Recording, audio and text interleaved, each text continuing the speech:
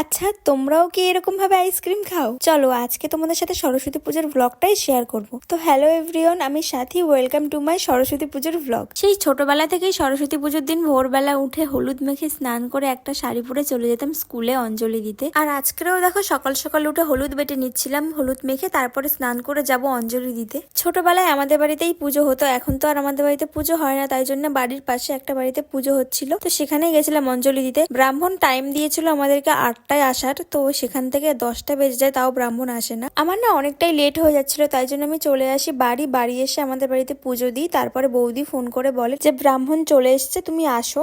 তো তারপরে আমি আবারও যাই পুজো দেওয়ার জন্য। আর এখানে না খুবই রোদ ছিল, তাই জন্য এইভাবে চাদর গায়ে দিয়ে বসা। তো এই যে দেখো ব্রাহ্মণ চলে এসছে আর সবকিছু গোছাচ্ছিল।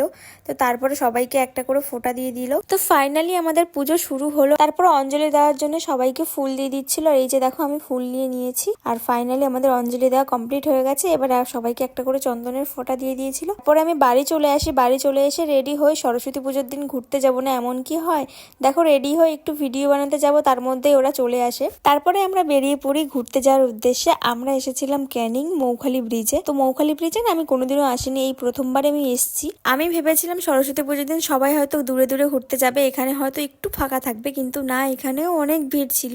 তো লাস্টে আমরা এখানটায় দাঁড়িয়েছিলাম, এখানে একটা ক্যাফেতে। দেখো এই ক্যাফেটা খুবই সুন্দর ছিল, একটু সাজানো গোছানো ভালো লাগছিল। ভেবেছিলাম না ওই ভেতরটাতে যাব, ওখানে সবাই ছবি তুলছিল, আর ওখানে এতটা ভিড় হয়ে যাচ্ছিল, লাইন দিয়ে দাঁড়িয়েছিল সবাই ছবি তোলার জন্য। তো পরে আর যাওয়া হয়নি ওখানে। তো তারপরে এখানে আমরা দাঁড়িয়ে দাঁড়িয়ে প্ল্যানিং করছিলাম যে কি করব। তো তারপরে আমরা সবাই মিলে চলে যাই পাশেই একটা ক্যাফেতে কিছু খাওয়ার জন্য। তো দেখো প্রথমেই আমরা নিয়ে নিয়েছিলাম চা খাওয়ার পরপরই সবার জন্য চাউমিন অর্ডার করা হয়। আর চা খাওয়ার পর চাউমিন কারা খায়? আর আমরা যেখানে গেছিলাম না সেখানে চা, চাউমিন, রোল এইসবই পাওয়া যায়, তো তাই জন্য আমরা চাউমিন নিয়ে নিয়েছিলাম।